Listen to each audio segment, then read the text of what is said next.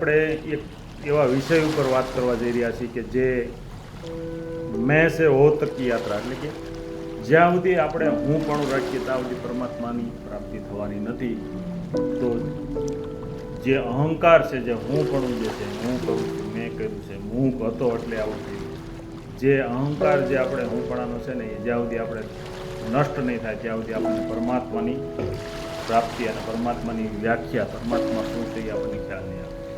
તો મેન જે કહે ને ડુંગર, તવણાડો ડુંગર છે, એની જેવો જ છે કે જ્યાં સુધી અહંકારથી ભરેલો મનુષ્ય, જે માણસની અંદર અહંકાર ભરેલો છે ને, ત્યાં સુધી પરમાત્માની એને દિશા પણ ખબર નહીં પડે, પરમાત્મા શું છે એ પણ એને ખ્યાલ નહીં આવે.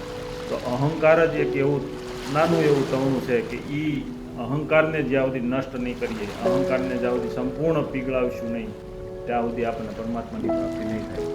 તો સંપૂર્ણ પ્રત્યે સમર્પિત ભાવ, કાંઈ પણ કાર્ય તમે જે કાંઈ કરો છો એ બધું જ તમે જ્યાં સુધી સમર્પિત નહીં કરો, સમર્પિત ભાવ જ્યાં સુધી ક્રિએટ નહીં થાય અંદરથી, ત્યાં સુધી પરમાત્મા તરફની જે યાત્રા છે એ શરૂ નહીં થાય.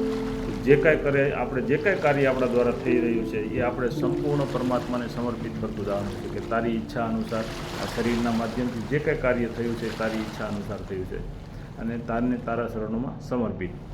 એવા ભાવ સાથે આપણે કંઈ પણ કાર્યને, આપણે કોઈ પણ કાર્ય સાથે આપણે એવો ભાવ જ્યારે જોડી દેવું, તો ધીરે ધીરે ધીરે ધીરે ધીરે આપણો જે અહંકાર છે ને, જે હું પણ છે ને, એ ધીરે ધીરે ધીરે ધીરે નાનું થઈ જશે અને હો પણ આવી જાય, કે તારી કરુણા, તારી કૃપામાં થયું.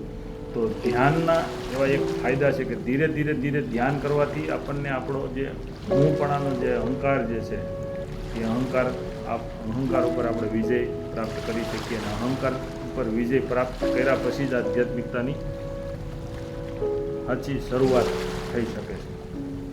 તો બધા કરતાં મહત્ત્વનું જે પાસું હોય ને, તો જે અહંકાર ઉપર વિજય મેળવવો. તો હું પણ જ્યાં સુધી નષ્ટ નહીં થાય ત્યાં સુધી પરમાત્માની પ્રાપ્તિ શક્ય નથી. જય ગુરુદેવ.